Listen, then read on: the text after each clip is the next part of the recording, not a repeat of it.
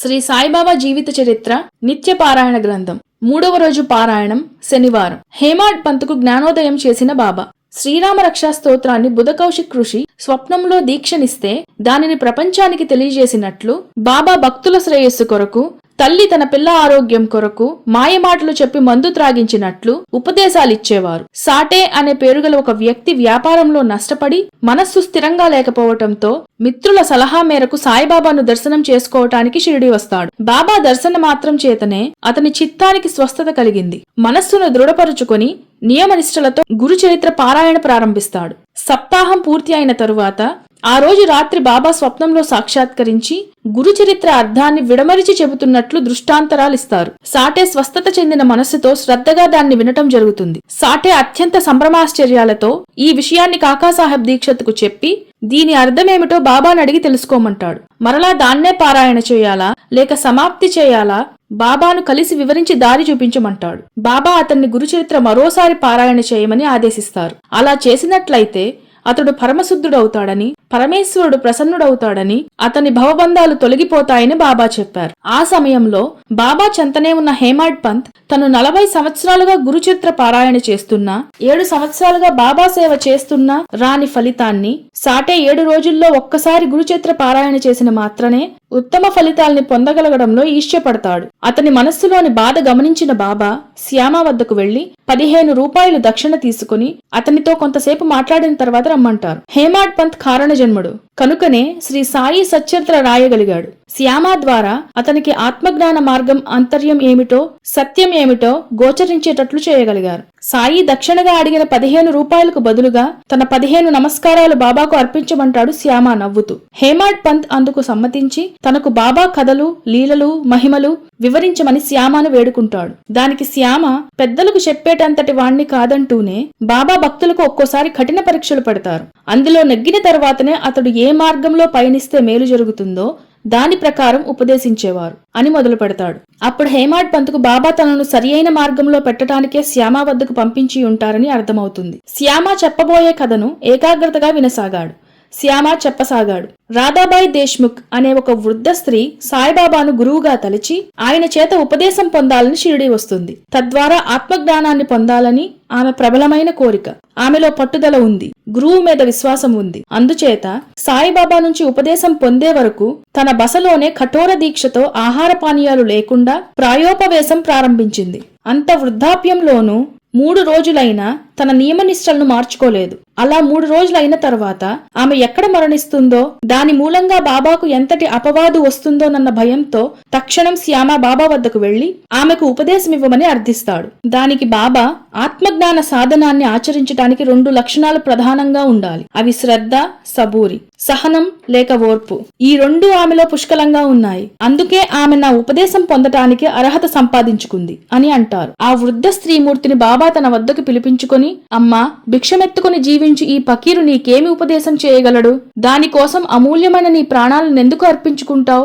నా గురువు నాకేమీ బోధించలేదు. నా చెవిలో ఏ మంత్రమూ ఊదలేదు. నా నుంచి నా గురువు 2 కోరుకున్నారు. అవి శ్రద్ధ, సబూరి. ఆ 2 వారికి ఎప్పుడో ఇచ్చేశాను. దానితో వారెంతో ప్రసన్నులయ్యారు. వారెంతో కరుణామయులు. వారెప్పుడూ నన్ను కాపాడేవారు. ఒకే విషయంలో దృష్టి నిలపగలిగిన వాడికి ఆనందం దానంతట అదే సిద్ధిస్తుంది. కర్మయోగంలో, పనిలో సాధకుడు పొందేది కూడా ఇదే. ఎప్పుడూ గురువు మీదే ధ్యాస ఉండాలి. గురువే బ్రహ్మ, విష్ణు, మహేశ్వరులే పరబ్రహ్మ స్వరూపం అనుకోవాలి. ఈ విధంగా ప్రవర్తించినట్లయితే శిష్యునికి సాకారం నుంచి నిరాకారానికి వెళ్లటానికి దారి లభిస్తుంది. దానితో సాయికి గురువే సర్వస్వం అయిపోయారు. గురుభక్తి, ఆత్మజ్ఞాన మార్గ సాధన ఈ 2 ఆయనకు తెలియకుండానే సమ్మేళనం చెంది నడవడం వల్ల సాయికి జ్ఞానసిద్ధి చేకూరింది. అలాగే శిష్యుడు గురుదృష్టిని స్వీకరించాలి. గురువే సర్వస్వం అని భావించి గురువు మీద నమ్మకం ఉంచి ఆయనే కర్త అని నమ్మి గురువుని త్రిమూర్తి స్వరూపంగా ఆరాధించు. నీ ఆలోచనలు, చేష్టలు, నీ కార్యాలు అన్నీ గురువు కోసమే వినియోగించు. అప్పుడు నీవు కోరుకున్న పరమార్థాన్ని పొందగలుగుతావు అని ఈ విధంగా బాబా ముసలమ్మకు హితబోధ చేసి ఆమె ఉపవాస దీక్షను విరమింపజేస్తారు. ఆమె జన్మ ధన్యం చేస్తారు. ఈ విధంగా శ్యామ చెప్పగా విని హేమాడ్ పంత్ పరమానందంగా బాబా యొక్క సత్య మార్గం, జ్ఞాన మార్గం ఏమిటో అవగాహన చేసుకుంటాడు. దానితో షిరిడీ సాయిబాబా యొక్క ఔన్నత్యం హేమాడ్ పంత్ దృష్టిలో హిమాలయ పర్వతాలంత పెరిగింది. తాను ఎంతో కాలంగా సాధించాలనుకునే దానికి దారి దొరికిందనుకుని తృప్తి పొందాడు. 40 సంవత్సరాలు గురుచరిత్ర పఠిస్తున్నా, 7 సంవత్సరాల నుంచి సాయి సద్గురువు శుశ్రూష చేస్తున్నా ఫలించని విషయం గురువు ఆజ్ఞతో శ్యామా ద్వారా హేమాడ్ పంత్కు ఆత్మజ్ఞానం ఫలించింది. ఈ విధంగా హేమాడ్ పంత్ కర్మ పరిపక్వమయ్యే స్థితికి వచ్చే వరకు బాబా వేచి ఉండి ఆయనకు శ్యామా ద్వారా ఆత్మజ్ఞానం కలిగిస్తారు. హేమాడ్ పంత్ షిరిడీ సంస్థానానికి ఏర్పరిచిన పరిపాలనా విధానమే నేటికీ కొనసాగుతుంది. హేమాడ్ పంత్ ఈ విధంగా పరిణామం చెందినందుకు బాబా ఎంతో సంతోషిస్తారు. ఆ మధ్యాహ్నం హారతి నైవేద్యం అయిన తరువాత పటిక బెల్లం ప్రసాదాన్ని హేమాడ్ పంత్ చేతిలో పెట్టి, మధురమైన ఈ పటిక వలె నీ జీవితం కూడా మధురమవుతుంది, నీ కోరికలు తీరి నీకు శ్రేయస్సు కలుగుతుంది అని ఆశీర్వదిస్తారు. ఎవరిని చీ పొమ్మని కసురుకోకండి, హేళన చేయకండి, ఎవరితోనూ చులకనగా మాట్లాడకండి, పౌరుషంగా మాట్లాడకండి, ఎవరైనా తిట్టినా కటువుగా జవాబు ఇవ్వకండి. నిరంతరం సహనం వహిస్తే అపారమైన సుఖం కలుగుతుంది. నీకు నాకు మధ్య ఉన్న అడ్డుగోడ ఆశ, దానిని పగలగొట్టండి అని ఎప్పుడూ ఉపదేశించేవారు బాబా. సాయిబాబాకు ఉపదేశించడానికి ప్రత్యేక స్థలం గాని, కాలం గాని, వ్యక్తి గాని అవసరం లేదు. కూర్చుని ఉన్నా, నిల్చొని ఉన్నా, నడుస్తూ ఉన్నా సరే సహజంగా ఉపదేశాలిచ్చేవారు. విమర్శలు చేసేవారిని, వ్యాఖ్యానాలు చేసేవారిని బాబా అసహ్యించుకునేవారు. అటువంటి వారికి షిరిడీ ఏ సుఖాన్ని ఇవ్వదు అనేవారు. త్రాగుబోతులకు బాబా వారి స్వప్నంలో కనబడి విపరీతంగా కొట్టేవారు. మళ్లీ త్రాగబోమని ప్రమాణం చేసిన తరువాతనే శాంతించేవారు బాబా. ఆధ్యాత్మిక రామాయణ పఠనం, గురుచరిత్ర పారాయణం, జ్ఞానేశ్వరి పునశ్చరణ, విష్ణు సహస్ర ధ్యానం మొదలగునవి పఠించటానికి ఏర్పాట్లు చేసేవారు. ఒక్కొక్కప్పుడు లౌకిక వ్యవహారాలలో కూడా ప్రశస్తమైన శిక్షణనిచ్చేవారు. సాయిబాబా అసలు పేరు తెలుసుకోవటానికి నానావళి ఎంత ప్రయత్నించినా సాధ్యం కాలేదు. నేను ఆత్మనే కాని శరీరాన్ని కాదన్నారు బాబా. అందుకే తనను ఏ పేరుతో పిలిచినా పలుకుతానని, సర్వనామాలు తనవేనని అంటారు. పరమాత్మ తత్వమే తానని బోధించారు. సత్క్రియాలబ్ధమే పేరు, అదే యశస్సు, అదే సత్కీర్తి అంటారు బాబా. బాబా వయస్సు, మతం, గురువు. ఒకసారి ఒక దొంగ తను దోచుకున్న వస్తువులన్నీ షిరిడీ సాయిబాబాయే ఇచ్చారని దులియా కోర్టుకు విన్నవిస్తాడు. ఎలాగైనా శిక్ష తప్పించుకోవాలని అతని ఉద్దేశం కావచ్చు. కోర్టు వారు శ్రీ సాయిబాబా ఎడల ప్రత్యేక గౌరవంతో తమ ప్రతినిధిని విచారణ నిమిత్తం షిరిడీ పంపిస్తారు. ఆ విచారణలో తన తల్లి, తండ్రి, తన గురువు వెంకూసాయని, తన మతం కబీరు మతమని, తన వయస్సు కొన్ని లక్షల సంవత్సరాలని తెలియజేస్తారు బాబా. అంతేకాదు, ఈ చరాచర సృష్టిలో తనకు తెలియని వారెవ్వరూ లేరని, ఆ దొంగకే కాదు ఈ ప్రపంచంలో ఎవరికి ఏమి కావాలన్నా తానే ఇస్తానని, ఈ ప్రపంచంలో తనది కాని వస్తువు ఏదీ లేదని తెలియజేస్తారు. అచ్చరు పొందిన ఆ ప్రతినిధి చేసేదేమీ లేక బాబాని భగవంతుని అవతారంగా తలచి శిరస్సు వంచి నమస్కరించి అక్కడ నుండి వెళ్ళిపోతాడు. ఆ తరువాత కోర్టు ఆ దొంగకు శిక్ష విధిస్తుంది. దీనిని బట్టి బాబాకు సృష్టి అంతటిపై ఆధిపత్యం కలదని అర్థమవుతున్నది. బాబా వాక్కు సత్యవాక్కు. ఒకరోజు ఒక భక్తుడు సాయిబాబాకు 2 రూపాయలు మనీ ఆర్డర్ పంపిస్తాడు. ఆ మనీ ఆర్డర్ వచ్చిన సమయానికి బాబా మసీదులో లేనందువలన బాబా తరపున దాన్ని శ్యామ అందుకుంటాడు. సాయి సర్వజ్ఞతను పరీక్ష చేయాలనే ఉద్దేశంతో సాయికి తెలియకుండా ఆ 2 రూపాయలు మసీదులో ఒక చోట పూడుస్తాడు. శ్యామ వెళ్లిన కాసేపటికి ఒక వ్యక్తి తనకు అత్యవసరంగా 2 రూపాయలు ఇవ్వమని అప్పుడే మసీదుకు వచ్చిన బాబాను అర్థిస్తాడు. అప్పుడు బాబా తన జేబులో డబ్బు లేవని ఆ వచ్చిన వ్యక్తితో అంతకు ముందు శ్యామ 2 రూపాయలను పాతిపెట్టిన స్థలం చూపిస్తూ అక్కడ త్రవ్వు డబ్బులుంటాయి అంటారు.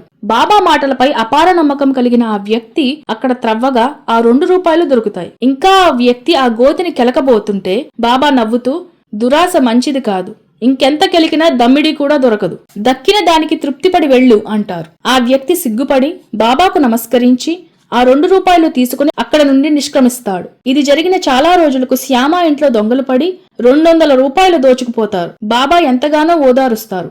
అయినా దేవా, నేనేం పాపం చేశానని నాకీ కర్మ అని ఏడుస్తాడు శ్యామ.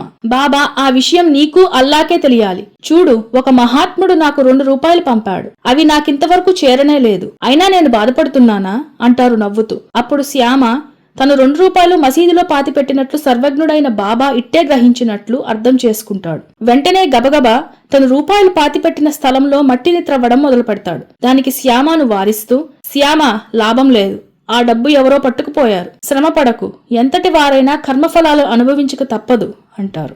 దానికి శ్యామ ఉక్రోషంతో, దేవా, కేవలం నీ 2 రూపాయలు దాచినంత మాత్రాన నేను 200 నష్టపోవాలా? ఇదే నా కర్మఫలం అంటూ నిలదీస్తాడు. దానికి బాబా నవ్వుతూ, బడిపంతులు ఉద్యోగం చేసుకుంటూ నెలనెలా జీతం తీసుకునే నీకు 200 రూపాయలు ఎలాంటివో, ప్రతిరోజు బిచ్చమెత్తుకుని బ్రతికే ఈ బీద ఫకీరుకి 2 రూపాయలు అంతే గొప్పవి అంటారు. ఈ బోధతో శ్యామకు కళ్ళు తెరుచుకున్నాయి. కర్మ వలన కలిగే ఫలితం ఎంత సున్నితంగా ఉంటుందో అర్థం చేసుకుంటాడు. నమ్రతాభావంతో సద్గురు సాయినాథుని పాదాలపై వాలిపోతాడు.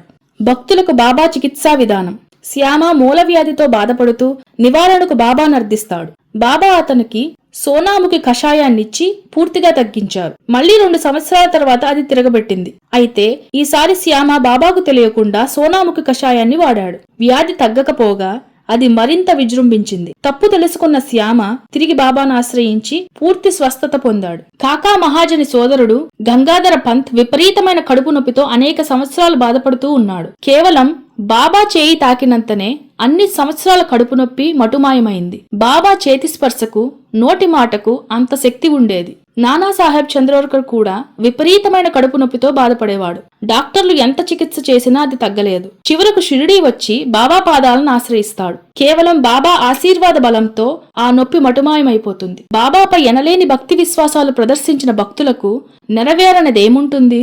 నవవిధ భక్తి విధానాలు. ఆనందరావు పాటంకర్ ఒక గొప్ప వేద పండితుడు. ఎన్ని శాస్త్రాలు చదివినా అతనికి శాంతి లభించలేదు. తనకు మనశ్శాంతి ప్రసాదించమని షిరిడీ వచ్చి సాయిబాబాను వేడుకుంటాడు. బాబా అతనికి నవవిధ భక్తి విధానాలు బోధిస్తారు. అవి శ్రవణం అంటే దైవనామం వినటం, కీర్తన అంటే భగవత్ ప్రార్థన, స్మరణ అంటే భగవన్నామాన్ని ఎల్లవేళలా జ్ఞాపకముంచుకోవటం, పాదసేవనం అంటే సాష్టాంగ నమస్కారం చేయటం, అర్చన అంటే పూజించటం, నమస్కారం అంటే తల వంచి వంగి నమస్కరించటం, దాస్యం అంటే సేవ, సఖ్యత అంటే స్నేహం, ఆత్మనివేదన అంటే మనస్సు, ఇంద్రియాలను, శరీరాన్ని ఆత్మకు సమర్పించటం అని బాబా బోధించారు. ఈ నవవిధ భక్తి సూత్రాలలో ఏ ఒక్కదాని మీదైనా నమ్మకముంచి దానితో భక్తిని ఆచరిస్తూ సాధన చేస్తూ గురువుతో నడుచుకుంటే ఆ గురువనే భగవంతుడు సంతోషించి మీ కోరిక తీరుస్తాడంటారు బాబా. ఈ విధంగా బాబా ఆనందరావుకు నవవిధ భక్తి విధానాన్ని బోధించి మనశ్శాంతి కలుగజేస్తారు. సాయిబాబా లీలలు ద్వారకామాయి. దీక్షిత్ తను నిర్మించే 5 గదుల ఇంటికి గుర్తుగా సాయిబాబాకు 5 రూపాయలు దక్షిణ ఇవ్వబోతాడు. కానీ బాబా తనకు 25 రూపాయలు దక్షిణ ఇవ్వాలని పట్టుబడతారు. అయిష్టంగానే అతను బాబాకు 25 రూపాయలు సమర్పిస్తాడు. అతి త్వరలోనే అతను ఆ ఇంటిని 25 గదులు పెద్ద భవంతిగా మారుస్తాడు. సాయి లీలలు ఇలాగే ఉంటాయి. పండరీపురంలోని ఒక ప్లీడర్ బాబాను ఎప్పుడూ విమర్శిస్తూ ఉండేవాడు. అయితే ఒకసారి అతను అనుకోకుండా షిరిడీ వచ్చి బాబాను సందర్శించి బాబా కోరకుండానే దక్షిణ ఇస్తాడు. అప్పుడు బాబా అక్కడున్న భక్తులతో, చూసారా ప్రజలు ఎంత కపటస్థులో, నా పాదాలను ఆశ్రయిస్తారు, అడగకుండానే దక్షిణ ఇస్తారు, కానీ చాటుమాటు నన్ను నిందిస్తూ ఉంటారు, ఇదేమి చిత్రమో అంటారు. అది తన గురించి అని తెలుసుకున్న ఆ ప్లీడరు బాబా సర్వజ్ఞతకు ఆశ్చర్యపోయి సిగ్గుతో పశ్చాత్తాపంతో బాబా పాదాలపై పడతాడు. బాబా తను నివసించే మసీదుకు తన తల్లి జ్ఞాపకార్థం ద్వారకామాయి అంటే చతుర్వర్ణాలకు, ధర్మార్థ కామ మోక్షాలనే చతుర్విధ పురుషార్థాలకు స్థానం కలిగించేదని స్కాంద పురాణం వివరించింది. అందుకే బ్రహ్మజ్ఞానం కలిగిన బాబా తనుండే మసీదుకు ఆ పేరు పెట్టి దాన్ని సార్థక నామం చేయగలిగారు. ఎవరైతే ద్వారకామాయి నీడను ఆశ్రయిస్తారో వారికి కష్టాలు దరిచేరవు అనేవారు బాబా. అంతేకాదు ఆర్తులైన నిరుపేదలైన ద్వారకామాయి ప్రవేశమొనరించినంతనే సుఖ సంపదలు అనుభవించగలరని బాబా చెప్పియున్నారు. సాయిబాబా భక్తుల దగ్గర దక్షిణ రూపంలో డబ్బులు వసూలు చేయటం అసూయాపరులైన కొంతమంది షిరిడీ గ్రామస్తులకు నచ్చలేదు. బాబా చాలా డబ్బులు వసూలు చేస్తున్నారు, అయితే ఆ డబ్బు ఏం చేస్తున్నారో అర్థం కావటం లేదు అని ఆనాటి బ్రిటిష్ ప్రభుత్వానికి బాబాపై ఫిర్యాదు చేశారు. బాబా ఆదాయ వ్యయాలపై విచారణకు ఒక క్రైస్తవ అధికారిని నియమిస్తుంది బ్రిటిష్ ప్రభుత్వం. అయితే మనం లోతుగా పరిశీలించినట్లయితే ఆత్మజ్ఞానమందు ఉత్సాహం కలిగిన వారి నుంచి సద్గురువు అయిన వాడు దక్షిణ స్వీకరించవలసిన అవసరం ఉందని వేదంలో చెప్పబడి ఉంది. సాయిబాబా గురువు అయిన వెంకుస సాయి నుంచి శ్రద్ధ, సబూరిలను దక్షిణగా స్వీకరించి ఉన్నారు. నిజానికి ఆత్మజ్ఞానంలో శిష్యుడే నిజమైన ప్రథమదాత. బాబా ఎంత డబ్బు వసూలు చేస్తున్నా రాత్రి అయ్యేసరికి ఒక్క పైసా కూడా మిగిలేది కాదు. చాలా భాగం అనాథలకే దానం చేసేవారు. సమాధి చెందే ముందు అతని వద్ద ఉన్నది కేవలం 9 రూపాయలు మాత్రమే. నవవిధ భక్తికి గుర్తుగా అవి కూడా లక్ష్మీబాయి షిండేకు దానం చేస్తారు. బాబా షిరిడీకి ఫకీరుగా వచ్చారు, ఫకీరై వెళ్లారు. పార్థివ శరీరంతో జీవించిన నాళ్లు చినిగిన వస్త్రాలే ధరించారు.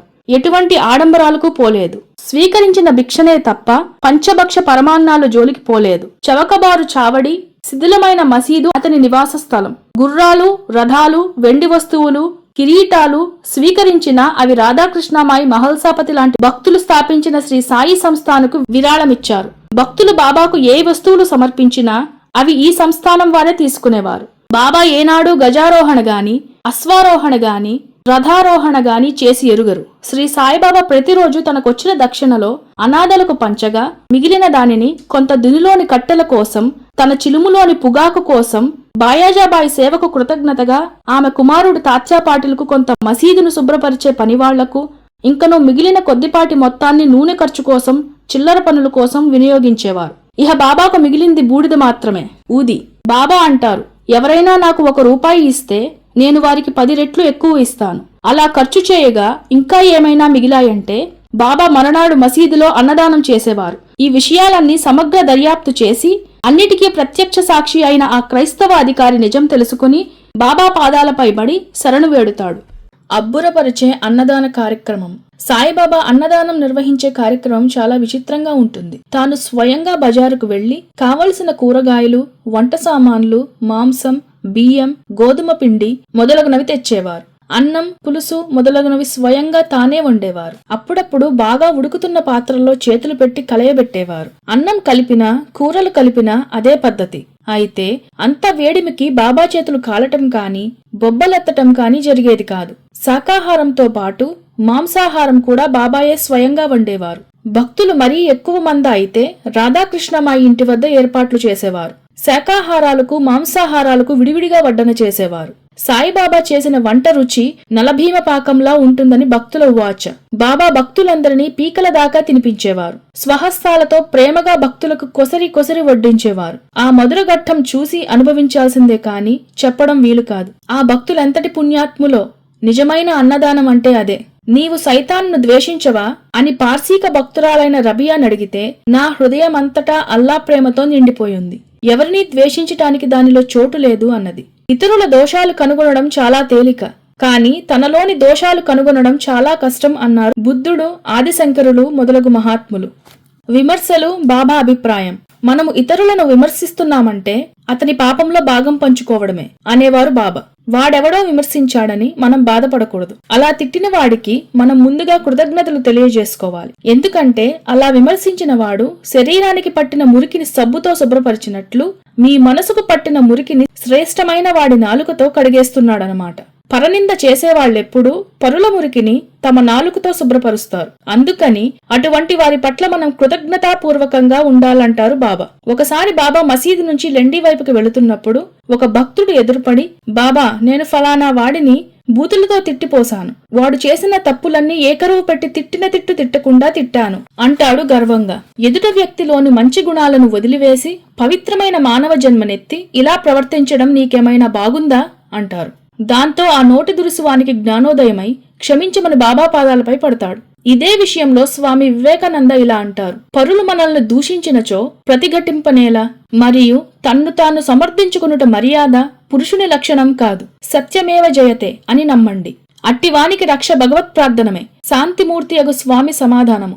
ఇద్దరు మహాపురుషుల అభిప్రాయాలు ఏకకాలంలో ఏకమైన అపురూప సంఘటన ఇది. షిర్డీలో నానాసాహెబ్ డెంగల్ అనే ఒక గొప్ప జ్యోతిష్కుడు ఉండేవాడు. అతను ఒకసారి బాపూసాహెబ్ బూటే జాతకం చూసి అతనికి ప్రాణహాని కలుగుతుందని చెబుతాడు. గజగజా వణికిపోయిన బూటే బాబా చరణాలపై పడి రక్షించమని వేడుకుంటాడు. బాబా బూటేతో, నిన్ను నేను రక్షిస్తాను, నేనుండగా నీ మరణం అసంభవం, నీకేం భయం లేదు అంటూ అభయమిస్తారు. అంతేకాదు, బూటేకి మృత్యుగండం ఉన్న రోజున పాము కాటు నుంచి అతన్ని రక్షించి అతని ప్రాణాలు కాపాడతారు. ఇటువంటి సంఘటనలన్నిటినో నిదర్శనంగా చూపించి తమ భక్తుల అంతరంగాలను బాబా ఆకర్షిస్తూ ఉండేవారు. ద్వారకామాయిలో బాబా వెలిగించిన ధుని నిత్యాగ్నిహోత్రంలా ఎల్లప్పుడూ వెలుగుతూనే ఉంటుంది. అందులో నుంచి వచ్చిన విభూదినే బాబా భక్తులందరికీ ఇచ్చి దానితోటే రోగాలను నయం చేస్తూ ఉండేవారు. పరమం పవిత్రం బాబా విభూతిం, పరమం విచిత్రం లీలా విభూతిం, పరమార్థ ఇష్టార్థ మోక్షాప్రదాతం బాబా విభూతిం ఇదిమాశ్రయామి. ఈ విధంగా ఎందరో భక్తులకు ఆ విభూతి దివ్యౌషధం, తారక మంత్రం. అదే బాబా చేతుల మీదుగా భక్తులకు అందటం అదొక దివ్యానుభూతి. డాక్టర్ పిళ్ళే అనుభవం. డాక్టర్ పిళ్ళే అను భక్తుడు కాలు మీద పుండుతో విపరీతంగా బాధపడుతూ బాబా పాదాలపై పడి పెద్దగా ఏడవసాగాడు. బాబా అతనితో, నీవు ఏడవనక్కర్లేదు, ఇప్పుడు ఒక కాకి వచ్చి నీ కురుపును పొడిచి దాన్ని నయం చేస్తుంది అంటారు. సరిగ్గా అదే సమయంలో అబ్దుల్ అనే భక్తుడు వడివడిగా వచ్చి పొరపాటున డాక్టర్ పీళే కాలు కురుపు మీద బలంగా కాలు వేస్తాడు. అంతే, ఆ పుండు పగలి 7 పురుగులు బయటకు వస్తాయి. వెంటనే పిళ్లే బాధ మటుమాయమైపోతుంది. ఇప్పుడు బాబా నవ్వుతూ అంటారు, ఆ కాకి ఎవరో కాదు, అబ్దుల్లా. ఆ తర్వాత విభూతిని ప్రసాదించి ఆ పుండుపై వ్రాయమని చెప్పి పంపిస్తారు. ఈ విధంగా బాబా చమత్కారంగా ఎంతో మంది రోగగ్రస్తుల రుగ్మతులను పోగొడతారు. అబ్దుల్ మొదటిసారిగా బాబా వద్దకు చేరినప్పుడు బాబా మేరా కవ్వా ఆయా అన్న విషయం గుర్తుకు తెచ్చుకోవాలి. బాబా నానావళిల సాన్నిహిత్యం. షిరిడీలో నానావళి అనే పేరు కల సాయి భక్తుడొకడుండేవాడు. ఇతడు సాయికి మూఢభక్తుడు. ఇతడు సాయిని 16-20 సంవత్సరాల వయసు నుండి ఎరుగునని అంటాడు. సాయినెవరైనా నిందించినా విమర్శించినా సహించేవాడు కాదు. వారిని పరుషవాక్యములతో తిట్టేవాడు. ఇతని అసలు పేరు ఎవరికీ తెలియదు కాని నానావళి అనే యోగి వద్ద శుశ్రూష చేసి ఉండుట వలన ఇతనిని ఆ పేరుతో పిలిచేవారని అంటారు. ఇతడనినా బాబాకు వల్లమాలిన అభిమానం. ఒకసారి బాబా తన గద్దె మీద కూర్చున్నప్పుడు నానావళి బాబాను ఆ ఆసనం నుండి లేపి అక్కడ తను కూర్చుంటాడు. బాబా అతనికి ఎట్టి ఆటంకములు పెట్టకుండా తన ఆసనమిస్తారు. ఇది భక్తులకు చాలా కోపం తెప్పిస్తుంది. కొంచెం సేపైన తరువాత నానావళి బాబాని, ఏం అమీర్, ప్రపంచం ఎలా ఉంది అని అడుగుతాడు. దానికి బాబా, నేను అమీర్ని కాదు, వట్టి ఫకీర్ను మాత్రమే. ప్రపంచం ఎప్పటిలాగే పంచభూతాలతో, సూర్యచంద్రులతో, సప్త సముద్రాలతో ప్రశాంతంగా ఉంది అంటారు. ఆ మాటలకు సంతుష్టుడైన నానావళి ఆ ఆసనం మీద నుంచి లేచి బాబా పాదాలపై పడతాడు. అప్పటి నుండి బాబాపై విపరీతమైన ప్రేమాభిమానాలను పెంచుకుంటాడు. బాబా మహాసమాధి చెందిన 13 రోజుల తర్వాత 28-10-1918న బాబాపై గల అఖండ ప్రేమాభిమానాలతో తీవ్రమైన బెంగతో దేహత్యాగం చేస్తాడు. ఇతడు హిందువో ముస్లిమో ఎవరికీ తెలియదు. ఎక్కడ పుట్టాడో ఎక్కడ పెరిగాడో ఎవరికీ తెలియదు. చివరకు షిరిడీ వచ్చి సాయి పాదాల చెంత వాలిపోయాడు. సాయి ప్రేమను చూరగొన్నాడు. ఇతని సమాధిని మనం షిరిడీలో చూడవచ్చు. బాబాసాహెబ్ మిరేకార్ అనే మామలతాదారు కోపర్గాం నుంచి చితలీ గ్రామానికి వెళుతూ దారిలో షిరిడీ వచ్చి బాబా ఆశీర్వాదం తీసుకుంటాడు. బాబా అతనితో, నీవిప్పుడు ద్వారకామాయిలో కూర్చుని ఉన్నావు. ద్వారకామాయి ఒడిలో చేరిన వారికి ఎటువంటి కష్టనష్టాలు ఉండనేరవు. ఏ దుష్టశక్తులు విషసర్పాలు నిన్నేమీ చేయజాలవు అంటూ ఊదీ ప్రసాదమిచ్చి ఆశీర్వదిస్తారు. అంతేకాకుండా అతను చితలీ గ్రామానికి వెళ్లటానికి తోడుగా శ్యామానిచ్చి పంపిస్తారు. చితలీ గ్రామం చేరి ఆ రాత్రికి ఆంజనేయ స్వామి ఆలయంలో బస చేస్తారు. ఇంతలో ఒక పాము బాలాసాహెబ్ నడుము చుట్టుకొని మెల్లగా ప్రాకసాగింది. బాలాసాహెబ్ భయంతో గడగడా వణికిపోతాడు. పక్కనే ఉన్న శ్యామ అతన్ని రక్షించమని బాబాను ప్రార్థిస్తాడు. అంతే, పాము వడివడిగా పాకి పారిపోసాగింది. అయితే అందరూ కలిసి దాన్ని కొట్టి చంపేస్తారు. ద్వారకామాయిలో బాబా పలికిన మాటలకు అర్థం ఇప్పుడు శ్యామాకు, బాలాసాహెబ్కు బోధపడుతుంది. ఆనాటి నుంచి బాలాసాహెబ్ మిరేకార్కు సాయిబాబాపై భక్తి విశ్వాసాలు దృఢమవసాగాయి. హేమాడ్ పంత్కు విషసర్పాలంటే అంతులేని భయం. అవి కనబడినప్పుడు నిర్దాక్షిణీయంగా చంపి తీరవలసిందేనని అంటాడు. ఈ విషయంలో ముక్తారాం అను భక్తుడు హేమాడ్ పంత్తో వాదనకు దిగుతాడు. సర్వ ప్రాణాల్లో భగవంతుడున్నాడని, అందువలన ఏ జంతువును ప్రాణిని హింసించకూడదంటాడు. చివరకు ఇద్దరూ బాబా సలహాను అర్థిస్తారు. అయితే బాబా సకల చరాచర జీవుల్లో తానున్నానని, వాటిపై ప్రేమ, దయ, జాలి చూపాలని అంటారు. ఈ విధంగా బాబా బోధనలు విన్న హేమాడ్ పంత్ బాబా ఆశీస్సులతో శ్రీ సాయి సచ్చరిత్ర వ్రాయటానికి పూనుకున్నప్పుడు తన మొండి భావాలను దూరం చేసుకుంటాడు. భక్తుల భావాలను పసికట్టే బాబా ఒకరోజు యోగ శాస్త్రము అభ్యాసన చేసిన సాధకుడొకడు నానాసాహెబ్ చంద్రకర్ తో కలిసి బాబా దర్శనానికి షిరిడీ వస్తాడు. అతడు పతంజలి యోగ శాస్త్రంతో సహా అన్ని యోగ శాస్త్రాలను క్షుణ్ణంగా అభ్యసించాడు. సమాధి స్థితిని సాధించుటకు బాబాను ఆశ్రయిస్తాడు. అయితే అతడు బాబా దర్శనానికి మసీదుకు వెళ్లిన సమయానికి బాబా ఉల్లిపాయలతో రొట్టెలు తింటున్నారు. పచ్చి ఉల్లిపాయలతో రొట్టెలు తినువాడు తన సంశయములు నెట్లు తీర్చగలడని సందేహిస్తాడు. అతని మనస్సులోని సందేహాన్ని పసిగట్టిన బాబా వానితో, ఎవరికైతే ఉల్లిని జీర్ణించుకుని శక్తి కలదో వారే దాన్ని తినవలసి ఉంటుంది అని అంటారు. ఇది విన్న ఆ యోగి తనలోని ఆలోచనలను చదవగలిగిన బాబా శక్తికి ఆశ్చర్యపడి బాబాకు శరణాగతుడవుతాడు. బాబా సంతోషపడి అతనికి ఊది ప్రసాదాలనిచ్చి ఆశీర్వదిస్తారు. ఆ రోజుల్లో ఒకసారి భయంకరమైన కలరా వ్యాధి షిరిడీ గ్రామాన్ని చుట్టుముట్టింది. బాబా ఊరి పెద్దలు ఉత్తరవులను అతిక్రమించి కట్టెల బండిని మసీదుకు రప్పిస్తారు. ఎల్లవేళలా దుని వెలగటం కోసం బాబా ఆ కట్టెలను ఉపయోగిస్తారు. ఆ దునిలో నుంచి వచ్చిన బూడిదనే బాబా ఊదీగా లోకానికి పంచి ప్రజలందరినీ రక్షించారు.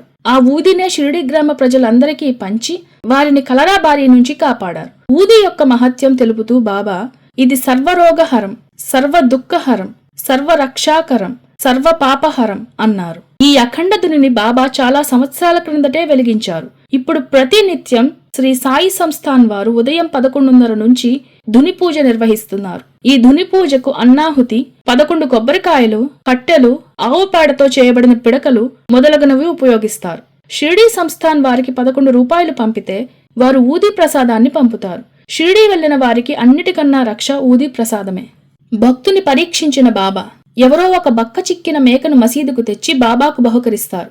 అయితే జీవహింసను వ్యతిరేకించిన బాబా ఆ మేకను వధించమని భక్తులకు ఆజ్ఞాపించడం ఆశ్చర్యకరం. చాలా మంది భక్తులు ఏదో వంకతో ఆ పని చేయడం ఇష్టం లేక అక్కడ నుంచి నెమ్మదిగా తప్పుకున్నారు. చివరకు బాబాకు అనుంగ అనుచరుడైన శ్యామ కూడా కత్తి తీసుకురావాలనే నెపంతో వాడాకి వెళతాడు. అక్కడ రాధాకృష్ణమాయికి విషయమంతా చెప్పి ఆమె సలహాపై అక్కడే ఉండిపోతాడు. జ్ఞాని అయిన బడే బాబా మేకను చంపటమేమిటి అనే సంశయాన్ని వెల్లబుచ్చి గురువాజ్ఞ ధిక్కరించకుండా దాన్నెట్లా రక్షించాలి అని ఆలోచించసాగాడు. అయితే బ్రాహ్మణుడైన కాకాసాహెబ్ దీక్షిత్ మేకను చంపడానికి సిద్ధపడతాడు. అప్పుడు బాబా కోపంతో, బ్రాహ్మణుడివై ఉండి కూడా మేకను చంపు సాహసం చేస్తావా అని తూలనాడతారు. దానికి కాకాసాహెబ్ దీక్షిత్ వినయంతో 2 చేతులు జోడించి, బాబా, నాకు గురువాజ్ఞ అయిన తరువాత కులమతాలతో గాని పాపపుణ్యాలు సాధ్యాసాధ్యాలతో గాని సంబంధం లేదు. కేవలం గురువాదేశం పాటించడమే నా కర్తవ్యం, నా ధర్మం, అదే నాకు వేదశాస్త్రం, భగవద్గీత. దానికి జన్మ సంస్కారం అడ్డురాదు అంటాడు. బాబా పెట్టిన ఈ కఠిన పరీక్షకు తట్టుకొని తన గురుభక్తిని వెల్లడించుకుంటాడు. ఆ సమయంలో కాకాసాహెబ్ దీక్షిత్ పలికిన పలుకులు బాబాను ఆనందింపజేస్తాయి. ధన్యజీవి కాకాసాహెబ్ దీక్షిత్. చివరకు బడే బాబా మేకను బయట మసీదు కావల వ్యధశాలలో దాన్ని చంపాలనే నెపంతో మేకను బయటకు తీసుకుపోతానంటాడు. అయితే ఆ మేక దాని కర్మకనుగుణంగా దాన్ని ప్రేమతో ఎత్తుకున్న బాబా చేతిలో మరణిస్తుంది. ఈ విధంగా బడే బాబా వయసుకు తగిన జ్ఞానంతో సమయస్ఫూర్తితో వ్యవహరిస్తాడు. మేక మరణం ఈ విధంగా సంభవిస్తుందని ముందే తెలిసిన బాబా తన భక్తులకు కఠిన పరీక్షలు పెట్టి వారి గురుభక్తిని ప్రపంచానికి తెలియజేస్తారు. అదే సాయి లీల. శ్రీ సాయిబాబా భక్తులలో అబ్దుల్ బాబా ఒకడు. ఇతను 1889లో సాయిని సందర్శించి సాయి సమాధి చెందిన తరువాత కూడా షిరిడీలోనే తన జీవనయాత్ర సాగించి చివరకు 1954లో సాయిలో ఐక్యమవుతాడు. ఇతను రోజూ బాబా వద్ద ఖురాన్ పఠించేవాడు. బాబా చెప్పిన మాటలన్నీ ఇతను పుస్తక రూపంలో రాసుకున్నాడని అంటారు. ఈయన సమాధి లెండివనము వద్ద కలదు. ఎల్లవేళలా సాయిని కనిపెట్టుకుని ఉండే అబ్దుల్ సాయి సమాధి సమయంలో లేకపోవటం అతని దురదృష్టం. చివరి క్షణాల్లో సాయి అబ్దుల్నే పిలిచారు. అయితే ఆ సమయంలో అక్కడ లేకపోవటం అతనికి చివరి చూపులు అందలేదు. అదే సాయినాథుని లీల. బాబా శ్యామాల అనుబంధం. సాయిబాబాకు గల అత్యంత ప్రియమైన భక్తులలో మాధవరావు దేశపాండే అగ్రేసరుడనే చెప్పాలి. బాబా ఇతనిని ముద్దుగా శ్యామ అని పిలిచేవారు. ఎప్పుడైనా చిరుకోపం ప్రదర్శించేటప్పుడు ఉరై శ్యామ అని కేకలేసేవారు. షిరిడీకి 20 మైళ్ల దూరంలో ఉన్న నిమోన్ గ్రామ్ ఇతని స్వస్థలం. అయితే ఇతని తల్లిదండ్రులు బాల్యంలోనే షిరిడీలో స్థిరపడిపోయారు. అక్కడే వీధిబడిలో 6వ తరగతి వరకు చదువుకున్నాడు. తల్లిదండ్రులు అంతగా స్థితిమంతులు కాకపోవటం వల్ల చిన్నతనంలోనే అంటే 15 సంవత్సరాల వయసులోనే షిరిడీలోని పాఠశాలలో ఉపాధ్యాయుడిగా చేరి 15 సంవత్సరాలు అక్కడ పనిచేశాడు. మొదట్లో సుమారు 10 సంవత్సరాల పాటు బాబాతో చిలుము తాగటానికే స్నేహం చేశాడు. బాబా నివసించిన మసీదు ప్రక్కనే చావడిలో ఉన్న పాఠశాలలో పనిచేయటం వలన బాబా ప్రతిరోజు మసీదులో చేసే దైనందిన కార్యాలను గోడచాట నుండి పరిశీలనగా చూసేవాడు. బాబా ఎవరితోనో అరబ్బీ, పారసీ భాషలలో మాట్లాడటం, చర్చించటం, ఇలా వింత వింత చేష్టాలతో ప్రవర్తించేవారు. కాళ్లకు గజ్జలు కట్టుకుని ఆడుతూ అరబ్బీ, పారసీ భాషలలో పాటలు పాడేవారు. ఒక్కోసారి అదే పనిగా ధ్యానం చేసుకునేవారు. మరోసారి ఉన్మాదిగా ప్రవర్తించేవారు. శ్యామ దృష్టిలో బాబా ఒక పిచ్చి ఫకీరుగా ముద్రపడ్డారు. అయితే కొద్ది కాలంలోనే బాబా శ్యామాను కమ్ముకున్న ఆ మాయను వమ్ము చేశారు. కేశవ గాడ్గే అనే ఒక వ్యక్తి షిరిడీ వచ్చి, ఈ గ్రామంలో ఒక మహాత్ముడున్నాడు, ఈ విషయం నాకు పూణేలోని భీమశంకర ఆలయంలోని ఒక ప్రసిద్ధి సిద్ధ పురుషుడు చెప్పాడు, అతనెక్కడా అని శ్యామాను అడుగుతాడు. అందుకతను, ఇక్కడిటువంటి మహాత్ములెవరూ లేరు, అయితే ఇక్కడ మసీదులో ఒక పిచ్చి ఫకీరు ఉంటున్నాడు, అతనిని కలవటం కంటే పూనాలో ఆ సిద్ధ పురుషుణ్ణి సేవించడం మంచిది అని హితవు పలుకుతాడు. అయితే గాడ్గిల్ ఆ మాటలను లక్ష్యపెట్టక శ్యామతో సహా మసీదుకు వెళతాడు. మసీదులో బాబా వీళ్లను చూస్తూనే ఉగ్రరూపులై, నేను పిచ్చి ఫకీరును, వెళ్లి ఆ భీమశంకర ఆలయంలోని మహాత్ముణ్ణే సేవించండి అంటారు. దానికి వాళ్ళిద్దరూ తాము మాట్లాడుకున్న మాటల్ని యథాతథంగా గ్రహించి చెప్పడం వలన బాబా సర్వజ్ఞతకు నిదర్శనంగా భావించి నివ్వెరపోతారు. క్షణకాలంలో బాబా శాంతించి మాధవరావుతో, నేను నీ కళ్లకు పిచ్చి ఫకీరుగా కనిపిస్తున్నానా శ్యామ అంటారు. ఆ క్షణం ఎలాంటిదో, మాధవరావుని ఏ మంత్రం మైమరిపించిందో, బాబా నీలి కళ్లలోని ఏ మహాద్భుత శక్తి ఆకర్షించిందో, శ్యామ అనే పిలుపులో ఏ మాధుర్యాన్ని చవిచూశాడో, మాధవరావు దేశపాండే అని పిలువబడే ఆ వ్యక్తి బాబా పాదాలపై వాలిపోయాడు. నేను శ్యామాని అని తనలో తాను గొణుక్కోవడం మొదలు పెడతాడు. అవును, నీవు శ్యామావే. బాబా నోటి నుంచి మరోసారి ఆ మధుర వాక్కులు, బాబా ఇన్నాళ్ళు నిన్నెరుగని ఈ అజ్ఞానిని మన్నించు దేవా అంటూ కన్నీటితో బాబా పాదాలు తడిపివేశాడు. శ్యామాను ప్రేమగా పైకెత్తి అక్కున చేర్చుకున్నారు బాబా. అంతే, ఆ క్షణం నుంచి మాధవరావు జాతకమే మారిపోయింది. అచిరుకాలంలోనే బాబా భక్తులలో అగ్రేసరుడుగా మారిపోయాడు. బాబాతో చనువును సాన్నిహిత్యాన్ని పెంచుకున్న భక్తాగ్రేసరుడయ్యాడు. బాబాతో చనువు సాన్నిహిత్యం ఎలాంటిదంటే, ఎవరైనా బాబాను కలుసుకోవాలంటే శ్యామను ఆశ్రయించేవారు. భక్తులకు భగవంతుడైన బాబాకు మధ్యవారధిలా, వారికి సారథిలా మారాడు శ్యామ. అంతేకాదు, బాబా నుంచి ధన, కనక, వస్తు వాహనాలేవీ ఆశించకుండా నిజమైన భక్తుడుగా మారిపోయాడు శ్యామ. శ్యామ నందీశ్వరుని అవతారమేనని చెప్పవచ్చు. బాబా శ్యామాని ప్రేమ, గారాబాలతో స్వంత కొడుకులా చూసుకునేవారు. ప్రేమగా మాట్లాడుతూ కన్న కొడుకులా ప్రేమాభిమానాలతో చూసుకునేవారు. సాయి భక్తులందరికీ శ్యామ పట్ల ప్రత్యేక గౌరవాభిమానాలు ఉండేవి. తన ఉద్యోగానికి రాజీనామా ఇచ్చిన అనంతరం శ్యామకు బాబా తోడిదే లోకం. బాబా ఎంత కోపంతో ఉన్నా శ్యామ మాటలను మన్నించేవారు. రాధాకృష్ణమాయి లాంటి మహాభక్తురాలు కూడా సాయి దర్శనం కొరకు శ్యామాను అర్థించింది. శ్యామకు బాబాపై భక్తి విశ్వాసాలు మెండు. ఒకసారి శ్యామ చిటికిన వెళ్లను ఒక పాము కరుస్తుంది. ఆ విషం క్రమేపీ శ్యామ శరీరం అంతా ప్రాకనారంభిస్తుంది. శ్యామ విపరీతమై ప్రాణభయంతో గజగజ వణికిపోతాడు. అతని స్నేహితులు దగ్గరలో ఉన్న విఠోబా ఆలయానికి కాని, డాక్టరు దగ్గరకు కాని వెళ్దామన్నారు. అయితే బాబాపై అపార విశ్వాసాలున్న శ్యామ అందుకు అంగీకరించక బాబా సహాయం కోసం వడివడిగా మసీదు వైపుకు పరుగుతీస్తాడు. మసీదు మెట్లు ఎక్కుతున్న శ్యామను చూస్తూనే బాబా తిట్ల వర్షం ప్రారంభిస్తారు. క్రిందకు దిగు, ఎక్కావంటే నీ మర్యాద దక్కదు, నిన్ను నాశనం చేస్తాను, ఓ పిరికి పురోహితుడా వెంటనే దిగిపో.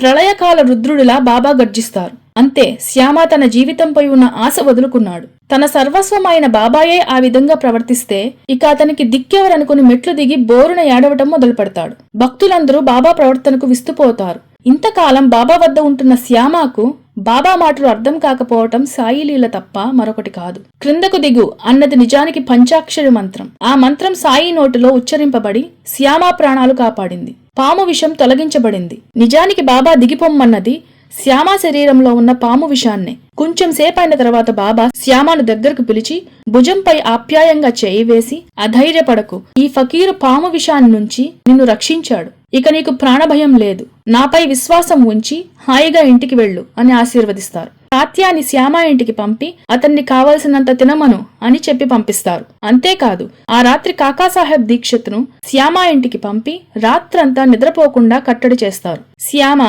దేవా, నీతోటే అనుక్షణం గడుపుతూ ఉన్నా నీ లీలలు అర్థం కావటం లేదు, నన్ను కరుణించు అని వేడుకుంటాడు. శ్యామ తన కంత్యకాలమని తెలిసియూ సాయిపై అచంచల విశ్వాసంతో సాయిని ఆశ్రయించి చరితార్థుడయ్యను. తనతో శ్యామకు 72 జన్మల అనుబంధముందని బాబా చెబుతుండేవారు. అయినా అతనికి మోక్షప్రాప్తి కలగటం లేదు. అందుకే కాబోలు బాబా శ్యామతో అప్పుడప్పుడు అంటూ ఉండేవారు, నీకు ఇవ్వవలసింది సిరి సంపదలు కాదు, అది వేరే ఉంది. ఒకరోజు బాబా తన భక్తుడైన రామదాసి వద్ద ఉన్న విష్ణు సహస్రనామ గ్రంథాన్ని శ్యామకు చదవమని ఇస్తూ, ఇది చాలా పవిత్రమైన గ్రంథం, మంచి ఫలాలను అందిస్తుంది.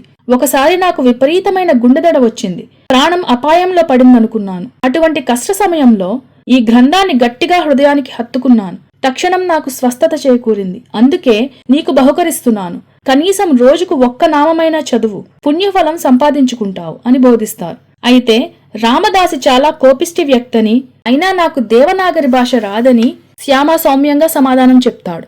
అయితే బాబా అతన్ని వదలదలుచుకోలేదు. శ్యామ పల్లెటూరు వాడు, అనాగరికుడు, విశేషించి తన భక్తుడు. అందుకే భగవన్నామ మహిమను గురించి ఇంకా విపులంగా వివరించాలనుకుంటారు. బాబా తన నామజపానికి స్నానాదులు, విధి విధానాలు, సమయాసమయాలు అక్కర్లేదని బోధించారు. సాయి నామపారాయణం పాపమనే పర్వతాన్ని పగలగొడుతుంది, దేహబంధనాల్ని, ప్రారబ్ధాన్ని తొలగిస్తుంది, జన్మ మరణాలను తప్పిస్తుంది, కష్టాలను తొలగిస్తుంది, చిత్తశుద్ధిని కలిగిస్తుంది, నాలుకకు అలంకారంగా నిలుస్తుంది, దురాలోచనల నుంచి పరమార్థానికి దారి ఏర్పరిచి మనిషిని పవిత్రుణ్ణి చేస్తుంది. సాయి నామాన్ని నిరంతరం పారాయణ చేసే భక్తులు గుణవంతుల్లోకెల్లా గుణవంతులుగా ఎన్నుకోబడతారని బోధించారు. ఈ విధమైన బోధనల ద్వారా శ్యామ విష్ణు సహస్రనామ గ్రంథాన్ని పారాయణ చేయటానికి ఎంతో సంతోషంతో అంగీకరిస్తాడు. తన గ్రంథాన్ని బాబా శ్యామకు బహుకరించాడని అన్నా చించనేకర్ ద్వారా తెలుసుకున్న రామదాసి పట్టరాని కోపంతో శ్యామపై చిందులు తొక్కుతాడు.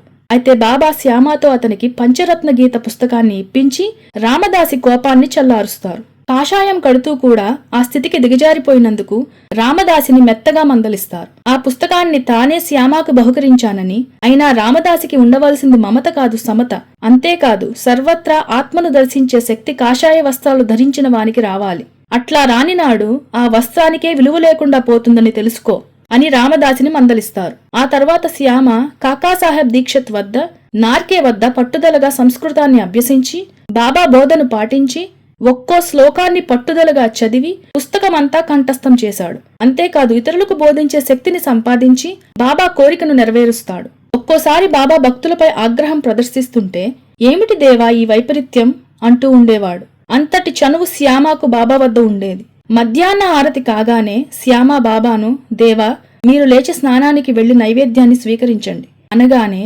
బాబా విధేయతతో నింబారు వద్దకు వెళ్లి కూర్చొని శ్యామ చెప్పినట్లు చేసేవారు. ప్రతిరోజు సాయంత్రం అయ్యాక బాబాకు సన్నిహితులు కొద్ది మంది తప్ప ఇతర భక్తులెవ్వరూ మసీదులోనికి పోకూడదు. అయితే బాబా ప్రియభక్తుడైన శ్యామకు ఈ నిబంధనలు వర్తించవు. అమరావతికి చెందిన ప్రఖ్యాత లాయరు లోకమాన్య బాలగంగాధర్ తిలక్ ముఖ్య అనుచరుడైన గణేష్ కృష్ణ కపర్దే మాటల్లో, మాధవరావు దేశ్పాండే శ్యామ ఇక్కడే నిద్రపోయాడు. కేవలం పుస్తకాల్లో మాత్రమే చదివినది, ఎన్నడూ అనుభవించినది అయిన ఈ విచిత్రాన్ని నేనే స్వయంగా నా కళ్లతో చూశాను, చెవులతో విన్నాను. శ్యామ ప్రతి ఉచ్ఛ్వాస నిశ్వాసలో నుండి సాయినాథ్ మహారాజ్, సాయినాథ బాబా అని స్పష్టంగా వినిపిస్తుంది. ఇవి ఎంత స్పష్టంగా ఉన్నాయంటే శ్యామ గురకతో పాటు ఎంతో దూరం నుంచి కూడా వీటిని వినవచ్చు. ఇది నిజంగా అద్భుతం. లక్ష్మీబాయిని కరుణించిన బాబా. పర్దే సతీమణి లక్ష్మీబాయి బాబాకు ప్రియ శిష్యురాలు. బాబా ఆమెను అమ్మమ్మ అని పిలిచేవారిని కపర్దే తన డైరీలో రాసుకున్నాడు. లక్ష్మీబాయి ప్రతిరోజు స్వయంగా బాబాకు నైవేద్యం పట్టుకొచ్చేది. ఒకరోజు ఆమె యథాప్రకారం ఒక పళ్లం నిండుగా పూరి, అన్నం, పాయసం మొదలగు పదార్థాలు నైవేద్యానికి పట్టుకొస్తుంది. అలా ఆవిడ రాగానే బాబా గబగబా ఆమె చేతుల్లో నుంచి ఆ పళ్లాన్ని లాక్కొని దాని మీద ఉన్న మూతను తీసి తినటానికి ఉపక్రమించారు. అయితే అక్కడ అప్పటికే ఇంకా విలువైన నైవేద్యాలున్నా వాటిని ముట్టుకోలేదు సరికదా, వాటి వంకైనా చూడలేదు బాబా. ఇదంతా గమనిస్తున్న శ్యామ వినమ్రంగా బాబాతో, దేవా ఎందుకు మీకింత తారతమ్య భేదాలు? వెండి పళ్లాల్లో తెచ్చిన విలువైన నైవేద్యాలుండగా ఆమె అర్పించిన నైవేద్యాన్ని ఎందుకు స్వీకరిస్తున్నారు? ఏమిటి ఆ దేవరహస్యం? దయచేసి భక్తులకు వివరించండి అని అర్థిస్తాడు. అప్పుడు బాబా, శ్యామ ఈవిడ గడిచిన జన్మలలో ఒక వర్తకునికి చెందిన ఆవుగా జన్మించి సమృద్ధిగా పాలిచ్చేది. తర్వాత కొద్ది కాలం నేను ఆమెను కలువలేదు. తరువాత ఆమె ఒక తోటమాలికి, ఆ తరువాత ఒక క్షత్రియుడికి జన్మించి, అటు తర్వాత ఒక వర్తకుడికి భార్య అయి, ఆ తరువాత ఒక బ్రాహ్మణ కుటుంబంలో జన్మించింది. ఈమెను చూసి చాలా కాలమైంది. అందుకే ప్రేమతో సమర్పించబడిన ఈ ఆహారాన్ని సంతోషంగా కొంత స్వీకరించి ఆమెకు తృప్తినిస్తున్నాను అంటారు. అంతేగాక ఆమె నైవేద్యాన్ని తృప్తిగా స్వీకరించి తన పాదాలను ఒత్తుతున్న ఆమె చేతులను ప్రేమగా నొక్కసాగారు. ఇలా భగవంతుడు భక్తురాలు పరస్పరం చేసుకుంటున్న ఆ సేవను చూసి శ్యామ చమత్కారంగా, ఓ దేవా నీ లీలలు చూస్తున్నాం, చాలా ఆశ్చర్యంగా ఉంటాయి అంటాడు. అంత చనువుగా బాబాతో ప్రవర్తించేవాడు శ్యామ. ఆమె చేస్తున్న సేవను చూసి బాబా లక్ష్మీబాయికి చెవులో రాజారాం రాజారాం అనే మంత్రాన్ని ఉపదేశిస్తారు. షోలాపూర్ నివాసి అయిన ఔరంగాబాద్కర్కు వివాహమై 27 సంవత్సరాలు గడిచినా సంతానం కలుగలేదు. ఆమె నిరాశ చెంది తన సవతి కొడుకు విశ్వాసార్తో సహా షిరిడీ వచ్చి బాబాను ఆశ్రయించింది. అయితే సిగ్గు వల్ల ఆమె బాబాకు తన మనస్సులోని మాట చెప్పుకోలేకపోతుంది. చివరకు కొందరు భక్తుల సలహాపై శ్యామతో తన సమస్యను వివరించి చెబుతుంది. దానికి శ్యామ, అదెంత పని, నీకు తప్పక సంతానం కలుగుతుంది, బాబా ఆశీర్వాదాలు లభిస్తాయి, మంగళకారుడు బాబా అని ఆమెకు అభయమిస్తాడు. అంతేకాదు సరియైన సమయం చూసి ఈ విషయం బాబాకు నివేదిస్తానంటాడు. ఇక్కడ కథ అడ్డం తిరిగింది. దేవుడు వరమియ్యక ముందే పూజారి వరమిచ్చారు. ఆమెకు తప్పక సంతాన ప్రాప్తి కలుగుతుందని శ్యామ ఆమెకు అభయమిచ్చాడు. సాయి భోజనం చేసిన తర్వాత శ్యామ బాబా చేతుల్ని తుడుస్తూ ఉంటే బాబా ప్రేమగా అతని బుగ్గ గిల్లుతారు. నిజానికి అంతకు ముందే ఆ స్త్రీ శ్యామ సంభాషణల విషయం గ్రహించిన బాబా ఈ విధంగా చేయవచ్చా అని శ్యామను మందలించటానికే ఆ విధంగా బుగ్గగిల్లారు. ఒక పరాం స్త్రీ ముందు బాబా ఈ విధంగా ప్రవర్తించటం శ్యామకు అవమానంగా తోచింది, చిన్నతనం అనిపించింది. చిరుకోపంతో, దేవా ఒక స్నేహితుడితో ఇలాగైనా ప్రవర్తించటం అని ఆక్షేపిస్తాడు. అంటే అతి చనువుతో బాబాతో తనను సమం చేసుకున్నాడు శ్యామ. ఎంత అహంకారం! అయితే శ్యామ సాయి దేహంతో ఉన్నప్పుడు అతి చనువు వలన వారిని చాలినంత భక్తి శ్రద్ధలతో పూజించలేకపోయానని బాబా మహాసమాధి అనంతరం పరితపించాడు.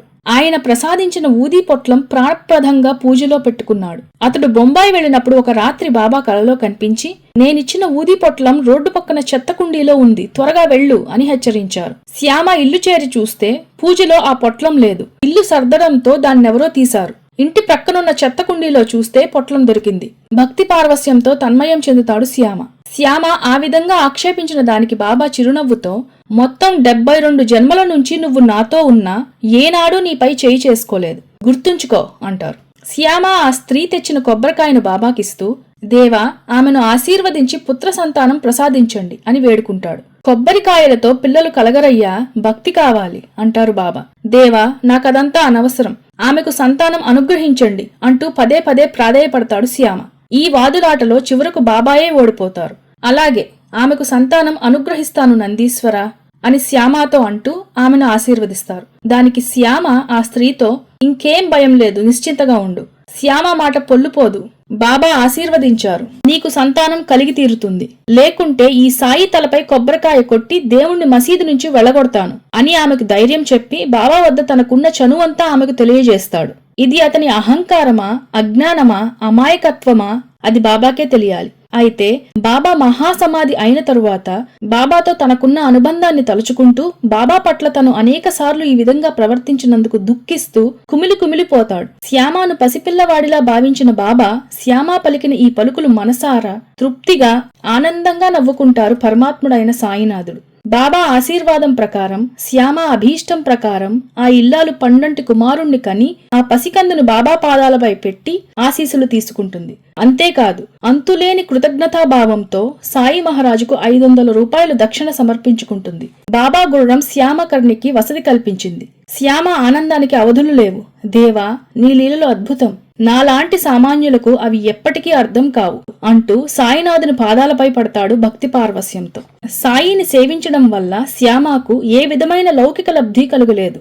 అయితే బాబా ప్రేమను అపారంగా చవి చూశాడు ఆ పుణ్యజీవి. ఒకసారి వామన్ సర్వేకర్ అను భక్తుడు బాబాకు ఒక వెండి నాణాన్ని కానుకగా సమర్పించుకున్నాడు. ఆ నాణానికి ఒక ప్రక్కన సీతారామ లక్ష్మణుల ముద్ర, మరొక ప్రక్క హనుమంతుని ముద్ర ఉన్నాయి. దానిని బాబా ఎంతో ఆహ్లాదంగా తిలకించారు. దానిని బాబా తిరిగి ప్రసాదంగా తనకిమ్మని సర్వేకర్ అర్థించాడు. బాబా 25 రూపాయలు దక్షిణ ఇస్తే తిరిగి ఇస్తానన్నారు. సర్వేకర్ వెంటనే ఆ పైకాన్ని బాబాకు సమర్పించాడు. కాని బాబా ఆ పైకాన్ని తిరిగి అతనికి ఇచ్చేసి ఆ నాణాన్ని శ్యామకిచ్చి నిత్యం పూజించమన్నారు. అలాగే శ్యామకు బాబా ఏకనాథ భాగవతం, విష్ణు సహస్రనామం, మరెన్నో పవిత్ర వస్తువులనిచ్చారు. ఎవరికి ఏది ఇవ్వాలో బాబాకు తెలుసు. సావుల్ భావి అనే గ్రామంలో ఉంటున్న శ్యామ తమ్ముడు బాపాజీ భార్యకు ప్లేగు జ్వరం వచ్చి శరీరంలో 2 ప్లేగు బొబ్బలు లేచాయి. ఆ రాత్రి ఎలా గడుస్తుందోనని అందరూ భయపడ్డారు. అతడు షిరిడీ వెళ్లి శ్యామ సహాయంతో తన భార్యకు తగ్గించమని బాబాను అర్థిస్తాడు. శ్యామ దీనవదనంతో, దేవా, అనాథలమైన మమ్ము కరుణించి కాపాడండి అని సాష్టాంగ నమస్కారం చేస్తాడు. సావుల్ భావి గ్రామానికి వెళ్లటానికి బాబా అనుమతి కోరుతాడు. బాబా నవ్వుతూ, శ్యామ, ఈ అర్ధరాత్రి వెళ్లవలసిన అవసరం లేదు. ఆమెకు ఊదీనిచ్చి పంపు, మరేం భయం లేదు, ఆమెకు పూర్తి స్వస్థత చేకూరుతుంది అంటారు. శ్యామ తమ్ముడు భయపడుతూనే ఆ ఊదీ తీసుకువెళ్లి తన భార్యకిస్తాడు. కాని శ్యామకు బాబాపై అపార విశ్వాసం ఉంది. బాబాజీ సాయి అభీష్టం మేరకు ఆ ఊదీని తన భార్య శరీరమంతా రాసి కొంత నీళ్లల్లో కలిపి త్రాగించాడు. అంతే, ఆశ్చర్యకరంగా ఆమె జ్వరం, ప్లేగు బొబ్బలు మాయమైపోయాయి. మనస్సులోనే బాబా మహిమకు కృతజ్ఞతలు తెలుపుకున్నారు ఆ దంపతులు. ఇక్కడ శ్యామ మరునాడు ఉదయమే సావుల్ భావ్ గ్రామం వెళ్లటానికి బాబా అనుజ్ఞ కోసం మసీదు వద్దకు వెళతాడు. శ్యామను చూస్తూనే బాబా, శ్యామ, వెంటనే తిరిగి వచ్చేసాయి, అక్కడ నీ అవసరం ఎక్కువగా ఉండదు అంటారు. తమ్ముని ఇంటిలోకి ఆందోళనగా అడుగుపెట్టిన శ్యామకు తన తమ్ముడు, మరదలు హుషారుగా కబుర్లు చెప్పుకోవటం చూసి ఆశ్చర్యపోతాడు. జరిగిన సంగతంతా విపులంగా శ్యామకు చెబుతారు ఆ దంపతులు. శ్యామకు తను వస్తున్నప్పుడు బాబా చెప్పిన మాటలు గుర్తుకు వస్తాయి. వెంటనే తమ్ముడు దగ్గర వీడ్కోలు తీసుకుని తిరిగి షిరిడీ వచ్చి బాబా పాదాలకు నమస్కరించి, దేవా, ఏమిటి నీ ఆట, కూర్చున్న చోట కూర్చోనియ్యకుండా ముందు మా మనస్సులో తుఫాను రేపుతావు, మళ్లీ అంతలోనే తిరిగి దాన్ని శాంతింపజేస్తావు, ఏమిటి నీ లీల అంటూ అమాయకంగా ప్రశ్నిస్తాడు. దానికి బాబా ప్రశాంతంగా, శ్యామ, కర్మ నడిచే విధానం చాలా కఠినమైనది. నేనేమీ చేయకుండా ఉన్నా నన్నే సర్వానికి కారణభూతమని కర్తృత్వాన్ని నా నెత్తిన మోపుతూ ఉంటారు. అది వాళ్ల కర్మ కొద్దీ, అదృష్టం కొద్దీ అవన్నీ వస్తూ ఉంటాయి. అవన్నీ అలా సంభవించినా నేనే చేశానంటారు. చేసేవాణ్ణి నేను కాదు, నేను సాక్షిభూతుణ్ణి మాత్రమే. చేసే కర్త, చేయించేవాడు పరమాత్మ స్వరూపమైన పరమాత్మే. ఆ పరమాత్మే పరాశక్తి, జగన్మాత కూడా అంటూ బోధ చేశారు. కాకాజీ వైద్యుని కరుణించిన బాబా. నాసిక్ జిల్లా వణి అనే గ్రామంలో కాకాజీ వైద్య అనే బ్రాహ్మణుడు సప్తశృంగిదేవి ఆలయంలో అనేక కష్టనష్టాలను ఎదుర్కొంటూ పూజారిగా పనిచేస్తున్నాడు. మనశ్చాంచల్యము ఎక్కువై మనశ్శాంతిని పోగొట్టుకుని తనకు మానసిక శాంతిని ప్రసాదించమని సప్తశృంగి దేవతను వేడుకుంటాడు. ఆ రాత్రి ఆ దేవి స్వప్నంలో కనిపించి, బాబా వద్దకు వెళ్ళు, నీకు మనశ్శాంతి లభిస్తుంది అని ఆశీర్వదిస్తుంది. అయితే అతనికి బాబా ఎవరో తెలియక నాసిక్ జిల్లాలో గల శివాలయం త్రయంబకేశ్వర ఆలయానికి వెళ్లి అక్కడ 10 రోజులు ఉండి ప్రతిరోజు రుద్రజపం చేసుకుంటూ అభిషేకాలతో పూజలతో శివుణ్ణి ఆరాధిస్తాడు. అయినా అతనికి మనశ్శాంతి కలుగకపోవటంతో తిరిగి వణి గ్రామం వచ్చి సప్తశృంగిదేవిని వేడుకుంటాడు. ఆమె మళ్లీ ఆ రాత్రి స్వప్నంలో కనిపించి బాబా అంటే షిరిడీలో ఉన్న సాయిబాబా అని తెలియజేస్తుంది. అయితే అతనికి షిరిడీ ఎక్కడ ఉందో అక్కడికి ఎలా వెళ్లాలో తెలియక ఆందోళనతో జీవితం గడుపుతూ ఉంటాడు. అలా సాయి దర్శనానికి కాకాజీ ఆరాటపడుతుంటే సాయి వద్ద నుంచి ఆయన ఆత్మబంధువైన శ్యామ అక్కడకు వస్తాడు. ఎలా అంటే ఇక్కడ బాబా శ్యామాని సప్తశృంగి పంపటానికి పరోక్షంగా ఏర్పాట్లన్నీ చేస్తున్నారు. శ్యామకు పసితనంలో తీవ్రమైన జబ్బు చేస్తే ఆయన తల్లి సప్తశృంగి దేవతకి మొక్కుకుంటుంది. అయితే ఆమె తన మొక్కు తీర్చకుండానే చనిపోతుంది. అలాగే శ్యామ కూడా గత 30 సంవత్సరాలుగా ఆ ఊసే ఎత్తలేదు. ఇది లోక సహజం. ఒక జ్యోతిష్కుని సలహాపై శ్యామ 2 వెండి స్తనాలు చేయించి వాటిని బాబా పాదాలపై పెట్టి, దేవా, మీరే నాకు సప్తశృంగి దేవి, వీటిని స్వీకరించి నన్ను రుణవిముక్తుని చేయండి అని అర్థిస్తాడు. కాని బాబా అందుకు అంగీకరించరు. చివరకు చేసేది లేక బాబా ఆజ్ఞను శిరసావహించి శ్యామ సప్తశృంగి దేవత కొలువై ఉన్న వేణి గ్రామానికి చేరుతాడు. ఏ శ్రమ లేకుండానే ఆ ఆలయ పూజారిని కలుస్తాడు. ఇద్దరూ ఒకరికొకరు ఆత్మీయతను ప్రదర్శించుకుంటారు. తన మొక్కుబడి తీర్చుకుని తిరిగి ఆలయ పూజారి కాకాజీతో సహా షిరిడి చేరుకుంటాడు శ్యామ. కాకాజీ ప్రశాంత చిత్తంతో బాబా పాదాలపై పడి సాష్టాంగ నమస్కారం చేస్తాడు. ఇన్ని సంవత్సరాల నుంచి తను అనుభవిస్తున్న మనోచాంచల్యాన్ని కేవలం బాబా దర్శనం చేతనే పోగొట్టుకుంటాడు. తాను బ్రాహ్మణుడయ్యుండి పూజారి అయ్యుండి మసీదునెక్కి ఫకీరును దర్శించి భగవంతుని దర్శన భాగ్యాన్ని అనుభవించటం అతనికే ఆశ్చర్యమనిపిస్తుంది. ఆ విధంగా బాబా సేవలో 12 రోజులుండి బాబా అనుమతి తీసుకుని బాబా ఆశీర్వాదం, ఊదీ ప్రసాదం స్వీకరించి సప్తశృంగికి ప్రయాణమై నిరంతరం బాబానే తలుచుకుంటూ జీవితం వెళ్లబుచ్చుతాడు కాకాజీ. అతని జీవితాంతం బాబాను ఏనాడు మరువలేదు. శ్యామాను తనతో సమానంగా చూసిన బాబా. కాకాసాహెబ్ దీక్షిత్ తన కుమారుడి ఉపనయాన్ని నాగ్పూర్లోను, నానాసాహెబ్ చందోర్కర్ తన కుమారుని వివాహం గ్వాలియర్లోనూ జరిపించటానికి ముహూర్తాలు దగ్గరగా నిర్ణయించి ఏర్పాట్లు చేస్తారు. బాబా భక్తులందరూ ఈ 2 శుభకార్యాలకు రావాలని వారి ఉద్దేశం. నానాసాహెబ్ తన కుమారుని వివాహానికి రావాల్సిందిగా సాయిని అర్థిస్తాడు. బాబా తన ప్రతినిధిగా శ్యామాను తీసుకువెళ్ళు అంటారు. అదే మాట దీక్షిత్తో కూడా అంటారు. అయితే కాకా బలవంతం వల్ల సరే అట్లాగే కాశీ, ప్రయాగాలు దర్శించుకుని శ్యామ కంటే ముందుగానే వస్తాను అంటారు బాబా. శ్యామ ఒక 100 రూపాయలు అప్పు చేసి ఉపనయనం, వివాహాలతో పాటు కాశీ, గయా వెళ్లి రావటానికి బాబా అనుమతి కోరుతాడు. బాబా ప్రేమపూర్వకంగా శ్యామాను చూస్తూ, దీనికే నన్నడగాల, కోరకుండా లభించిన ఈ అవకాశం సద్వినియోగం చేసుకో అంటూ ఆశీర్వదిస్తారు. బాబా ఆ విధంగా తన ప్రతినిధిగా శ్యామాను నాగ్పూర్, గాల్వియర్, కాశీ, అయోధ్య, గయా పంపటానికి దీవించారు. ఇది నిజంగా శ్యామ అదృష్టమే అని చెప్పాలి. ఎంతమందికి ఆ ఘనత దక్కుతుంది? సాయినాథుడు సాయి శ్యాముడైనాడు. శ్యామ జన్మ ధన్యం ధన్యం. శ్యామతో పాటు అప్పా కోతే పాటిల్ కూడా ప్రయాణమవుతాడు. ముందుగా వాళ్ళిద్దరూ ఉపనయనానికి నాగ్పూర్ వెళతారు. ఎంతో ఆనందించిన కాక శ్యామకు ఖర్చు కోసం 200 రూపాయలిచ్చి సత్కరిస్తాడు. అలాగే గాల్వియర్ వివాహానికి వెళ్లిన శ్యామకు నానా 100 రూపాయలిచ్చి తన బంధువు ఒకరితో మరో 100 రూపాయలు ఇప్పించి సత్కరింపజేస్తాడు. ఈ ఘన సత్కారం తనకు కాదని కేవలం బాబాకేనని శ్యామ ఎంతో ఆనందిస్తాడు. బాబా భక్తుడైన జఠార్ కాశీలో తను నిర్మించిన లక్ష్మీనారాయణ ఆలయం, అయోధ్యలో నిర్మించిన శ్రీరామ మందిరంలో కూడా శ్యామను తగు విధంగా సత్కరించవలసిందిగా, గౌరవించవలసిందిగా తన మేనేజర్ను ఆజ్ఞాపిస్తాడు. శ్యామ, అప్పా కోతేలు ముందుగా ప్రయాగ వెళ్లి త్రివేణి సంగమంలో పవిత్ర స్నానాలాచరించి అక్కడ కొంతకాలం గడిపి సరిగ్గా శ్రీరామనవమి నాటికి అయోధ్య చేరుకుంటారు. జఠార్ మేనేజర్ వారినెంతో ఆదరంగా ఆహ్వానించి తన వద్ద 21 రోజులుంచుకుని తరువాత కాశీయాత్రకు పంపుతాడు. కాశీలో కూడా జఠార్కు లక్ష్మీనారాయణ ఆలయం ఉండటం వలన అక్కడి మేనేజర్ శ్యామ, అప్పా కోతేలను తన వద్ద 2 నెలలుంచుకుంటాడు. కాశీలో గంగా స్నానాలు, శివదర్శనం చేసుకుని వాళ్ళిద్దరూ తృప్తిగా గయకు బయలుదేరుతారు. రైలులో కొంతమంది గయలో ప్లేగు వ్యాధి చాలా తీవ్రంగా ఉందని, అక్కడకు వెళ్లటం మంచిది కాదని హెచ్చరిస్తారు. అయితే శ్యామ భారమంతా బాబాపై వేసి గయా చేరుకుంటాడు. అక్కడ పండా అనే సాయి భక్తుడు శ్యామ అప్పా కోతేల్ను విశాలమైన తన భవనానికి తీసుకువెళ్తాడు. అతని ఇంట్లో సాయిబాబా ఫోటో చూసి శ్యామ ఎంతో ఆశ్చర్యపడతాడు. ఈ ఫోటో ఎక్కడదని పాండాను అడుగుతాడు. అందుకు పాండా తాను 12 సంవత్సరాల క్రితం షిరిడీ వెళ్లినప్పుడు బాబా అనుమతితో బాబా ప్రియభక్తుడైన శ్యామ తనకు బహుకరించాడని చెబుతాడు. శ్యామ ఎంతో ఉత్సుకతో ఆ శ్యామను తానేనని అంటాడు. ఒకరినొకరు గుర్తు తెచ్చుకుంటారు. అటువంటి సహాయం చేసిన శ్యామ తనకు అతిథిగా వచ్చినందుకు ఎంతో సంతోషపడతాడు పండా. ఇవి అన్నీ సాయి లీలలు కాక మరేమిటి? బాబా ప్రతినిధిగా వచ్చిన శ్యామను పండా ఏనుగు మీద ఊరేగించి విష్ణు ఆలయానికి తీసుకుని వెళ్లి అక్కడ యథావిధిగా పూజలు జరిపిస్తాడు. అలాగే శ్యామతో గయలో పిండ ప్రదానం కూడా చేయిస్తాడు.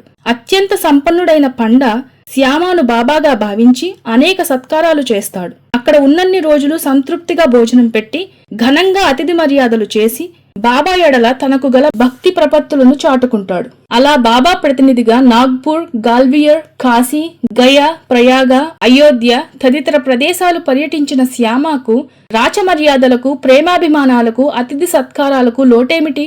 ఇటువంటి గౌరవ మర్యాదలు బాబా భక్తులందరూ పొందుదురుగాక. ధన్యజీవి శ్యామ. బాబా బేరసారాలు. ఒకరోజు బాబా లెండీ తోట నుంచి మసీదుకు వస్తూ దారిలో ఒక మేకల మందలో నుంచి 12 రూపాయలు ఖరీదు చేసే 2 మేకలను 32 రూపాయలకు కొంటారు. భక్తులందరూ ఆశ్చర్యపోతారు. ఆ సమయంలో మసీదులోనే ఉన్న శ్యామ, తాత్యాలు ఆ మేకలను అంత ఎక్కువ ధర పెట్టి కొన్నందుకు బాబాపై మండిపడతారు. బాబా మోసపోయారని వాపోతారు. 32 రూపాయలు వ్యర్థమైపోయాయని బాధపడతారు. అప్పుడు బాబా ఈ విధంగా అంటారు: ఈ 2 మేకలు పూర్వజన్మలో మానవులై ఒకే తల్లి కడుపులో జన్మించాయి. చిన్నతనంలో ఒకరికొకరు గౌరవించుకుంటూ, ప్రేమించుకుంటూ అన్యోన్యంగా జీవితం గడిపారు.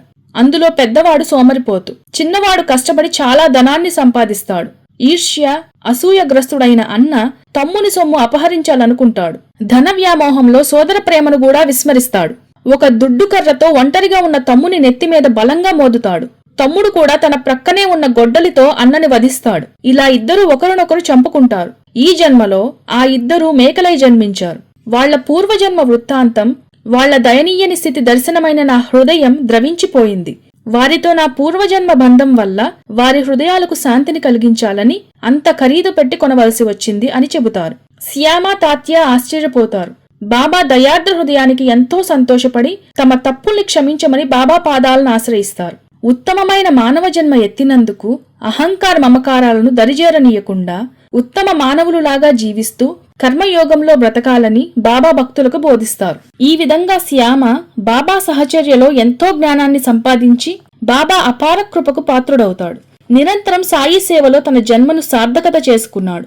శివునికి నందీశ్వరుడులా బాబాకు శ్యామ ఆత్మీయుడయ్యాడు, ప్రేమాస్పదుడయ్యాడు. బాబా ప్రతినిధి అనే గౌరవం సంపాదించుకున్నాడు. ఒకరోజు హఠాత్తుగా, అంటే 1918 అక్టోబర్ 15వ తేదీ విజయదశమి మధ్యాహ్నం 2:30 గంటలకు అప్పటికే బాబా అనారోగ్యంగా ఉన్నదని తెలిసి చింతాక్రాంతుడై బాబా సమీపంలోనే మసీదు మెట్ల మీద కూర్చుని ఉన్న శ్యామకు బాబా మహాసమాధి చెందినట్లు తెలిసి పిచ్చెక్కిన వాడిలాగా అటూ ఇటూ పరిగెత్తుకుంటూ దేవా దేవా అంటూ మసీదు మెట్లు మీద నుంచి దొర్లుకుంటూ గుండెలలిసేలా రోదిస్తున్న శ్యామ దుఃఖాన్ని ఆపటం ఎవరి తరం? ఆ తరువాత సాయిబాబా తన ప్రేమకు గుర్తుగా శ్యామకు బహకరించిన నల్లరాతి వినాయక విగ్రహాన్ని రోజూ పూజిస్తూ నిత్యం సాయినాథుని సమాధి వద్దకు వెళ్లి ప్రార్థన చేసి ఆ రోజుల్లో సాయితో తను గడిపిన మధుర క్షణాలన్నీ మననం చేసుకుంటూ పంచుకున్న ఆ అమూల్య కాలామృతాన్ని నెమరు వేసుకుంటూ కాలం గడిపిన ఆ ఆయుర్వేద వైద్యుడు శ్యామ అని సాయినాథునిచే ఆప్యాయంగా పిలిపించుకున్న మాధవరావు దేశపాండే 1940 ఏప్రిల్ 16న తన 80వ ఏట సాయిలో ఐక్యమవుతాడు. అతని ఆత్మకు సాయి శాంతిని ప్రసాదించుగాక. మాలేగాం ఫకీర్ పీర్ మహ్మద్ ఉరఫ్ బడే బాబా. మాలేగాం ఫకీర్ పీర్ మహ్మద్ ఉరఫ్ బడే బాబా తన వయసుకు తగ్గట్లే తన జ్ఞానానికి అనుగుణంగానే మేఘవధ సందర్భంలో ప్రవర్తిస్తాడు. నిజానికి ఆయన ఒక అవధూత. 9 మాసాల కఠిన పరీక్ష తరువాత బాబా అతన్ని తన అంతరంగికుడుగా స్వీకరిస్తారు. అతను ఎప్పుడూ బడే బాబాకు కుడి ప్రక్కనే కూర్చునేవారు. ముందు బడే బాబా చిలుము పీల్చిన తరువాతనే సాయి పీల్చేవారు. రోషన్ షా వద్ద బాబా నేర్చుకున్న ఖురాన్ను రోజూ బడే బాబాతో చదివి వినిపించుకునేవారు. ఆ పఠనంలో ఎంతో ఆత్మానుసంధానాన్ని అనుభవించేవారు. ముందు బడే బాబా భోజనానికి కూర్చోకుండా బాబా ఏనాడు భోజనం చేసేవారు కారు. బాబా ఎల్లప్పుడూ బడే బాబాను విశిష్ట అతిథిగానే చూసేవారు. బడే బాబాను భోజనానికి పిలవటానికి బాబా స్వయంగా వెళ్లేవారు. ప్రతిరోజు తనకు భక్తులు సమర్పించే దక్షిణలో 50 రూపాయలు బడే బాబాకు దక్షిణగా సమర్పించేవారు. అంతేకాదు, ఆయన మసీదు నుంచి బయటకు వెళ్లిపోతుంటే బాబా సుమారు 100 అడుగుల వరకు తోడు వెళ్లి సాగనంపేవారు. వారి ఇద్దరి ఆత్మీయత బడే బాబా ఔన్నత్యం అలాంటిది. మేఘుని భక్తి పారవస్యం బాబా లీల. హరివినాయక సాటే వద్ద మేఘుడనే వంట బ్రాహ్మణుడొకడు ఉండేవాడు. ఇతడు శివభక్తుడు, సదాచార సంపన్నుడు. సాటే ఇతనిని ఒకసారి బాబా దర్శనం కోసం షిరిడీ పంపిస్తాడు. మేఘుడు చేసే శివ పూజలు చూసి సద్గురు సమాగం కలిగించాలనే సదుద్దేశంతోనే బాబా ఆశీర్వాదం కోసం పంపిస్తాడు. అయితే మేఘునకు సాయిబాబా ముస్లిం అని సందేహం. అందుకే సదాచార సంపన్నుడైన మేఘుడు తన యజమాని అయిన సాటే మాటను కాదనలేక తటపటాయిస్తూనే బాబా దర్శనం చేసుకుంటాడు. బాబా అతనిని చూస్తూనే ఆగ్రహోదగ్రులై, తక్షణం ఈ వెధవను బయటకు నెట్టండి. ఇతడేమో పవిత్ర బ్రాహ్మణుడు, నేనేమో ముస్లింని. ఇక్కడికొస్తే ఇతని ఆచారం మంటగలుస్తుంది అని బిగ్గరుగా అరుస్తారు. మేఘుడు గజగజ ఉనికిపోతాడు. తన మనసులోని మాట బాబా గ్రహించినందుకు ఆశ్చర్యపోతాడు. కొంతకాలం దూరం నుంచే బాబాకు చేయగలిగే సేవ చేస్తూ కాలం గడిపాడు. అయితే బాబాపై పూర్తి నమ్మకం కుదరక తిరిగి స్వగ్రామం వెళ్లిపోతాడు. అక్కడి నుంచి త్రయంబక్లో 1.5 సంవత్సరం గడిపి తిరిగి షిరిడీ వస్తాడు. తను శివభక్తుడుగాన సాయిని శంకరునిగా భావించి నిత్యం పూజ చేసేవాడు. రోజూ పాదసేవ చేసేవాడు. నిత్యం గోదావరికి వెళ్లి అక్కడ పవిత్ర జలాలతో షిరిడీలోని అందరి దేవుళ్లకు చివరకు సాయిని అభిషేకించేవాడు. ఒకసారి ఖండోబా ఆలయం, శివాలయం మూసి ఉంటే అక్కడ అభిషేకించకుండా సాయి దగ్గరకొస్తాడు. కాని బాబా ఆదేశంపై అక్కడకు వెళ్లగా ఆ ఆలయం తెరిచే ఉంటుంది. మేఘుడు ఆశ్చర్యపోతాడు. ఒక సంక్రాంతికి సాయిని సాక్షాత్తు శివునిలా అర్చించదలిచి గోదావరి జలాలను తీసుకువస్తాడు. అయితే బాబా, నేను ఫకీరును, నాకెందుకురా ఈ గంగా స్నానం అని చెప్పినా వినకుండా బాబాను శంకరునుగా భావిస్తున్న మేఘశ్యాముడు, బాబా, ఈ రోజు మకర సంక్రాంతి, శివునికి గంగతో అభిషేకం చేయాలి, అసలే శివుడు అభిషేక ప్రియుడు, తొందరగా ప్రసన్నుడవుతాడు అంటూ పట్టుబడతాడు.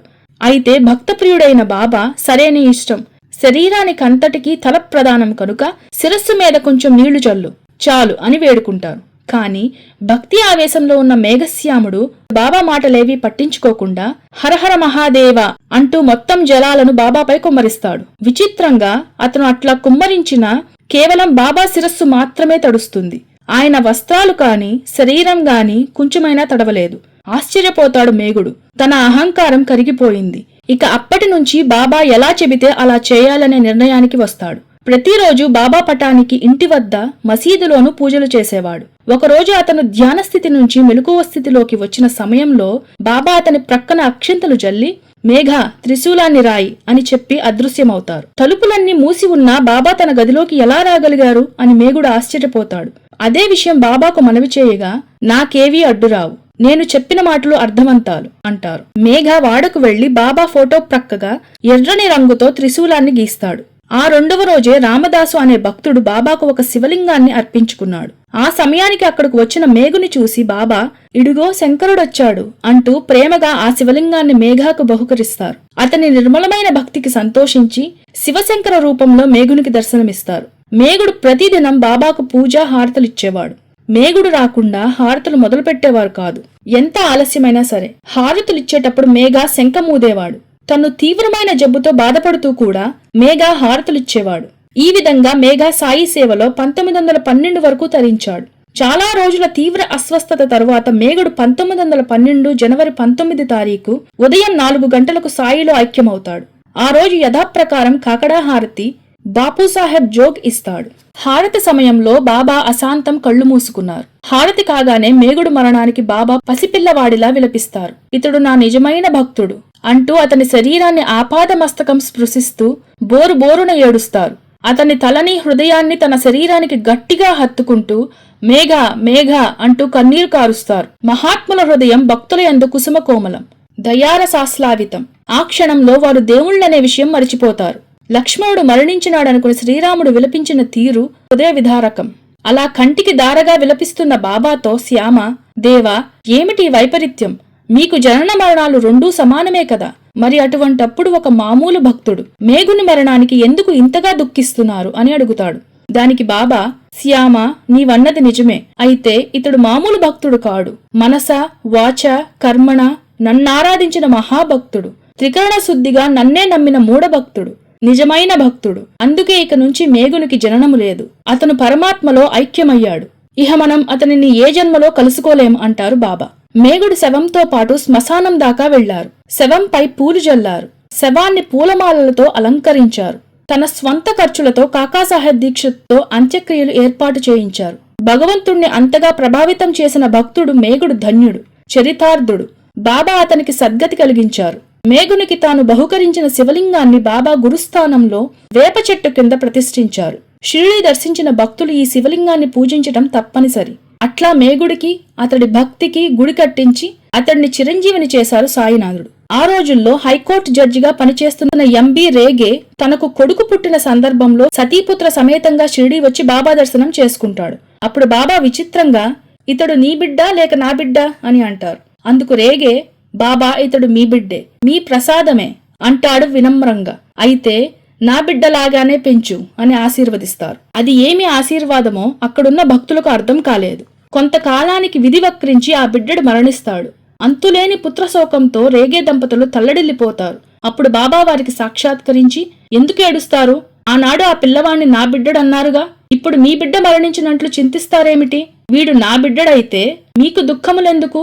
ఇంతకీ మీకు నేను కావాలా, నా బిడ్డ కావాలా అని అడుగుతారు. అప్పుడు రేగే కళ్ళు తుడుచుకుంటూ, స్వామి, జన్మ జన్మలకు మీరే కావాలి బాబా అని వేడుకుంటాడు. అయితే ఇంకేం, ఇహ ఏడవటం మానేసి నిశ్చింతగా ఉండండి, నా ఆశీస్సులు మీకు ఎప్పుడూ ఉంటాయి అని అంతర్ధానం అవుతారు. బాబా ఆశీస్సుల వల్ల త్వరలోనే రేగే మళ్లీ పుత్రవంతుడవుతాడు. రేగేను బాబా కన్న కొడుకులా చూసేవారు. ఒకరోజు మసీదులో భక్తులెవరూ లేనప్పుడు రేగేను బాబా ఆప్యాయంగా కౌగిలించుకొని, నీవు నా బిడ్డవు, ఇతరులెవరైనా ఉన్నప్పుడు మేము మా బిడ్డలను దూరంగా ఉంచుతాం అన్నారు. రేగేకు తన ఆధ్యాత్మిక సంపదను అందించి చరితార్థుణ్ణి చేశారు. రేగే తనకు బాబాయే గురువు దైవమని నమ్మి త్రికరణ శుద్ధిగా సేవించిన ధన్యాత్ముడు. జరిగిన నష్టానికి చింతించుకోకుండా బాబా సేవలో నిమగ్నమై ఉంటే సాయి మన నష్టాల్ని భర్తీ చేసి చింతల్ని దూరం చేస్తారు. 3వ రోజు పారాయణం సంపూర్ణం.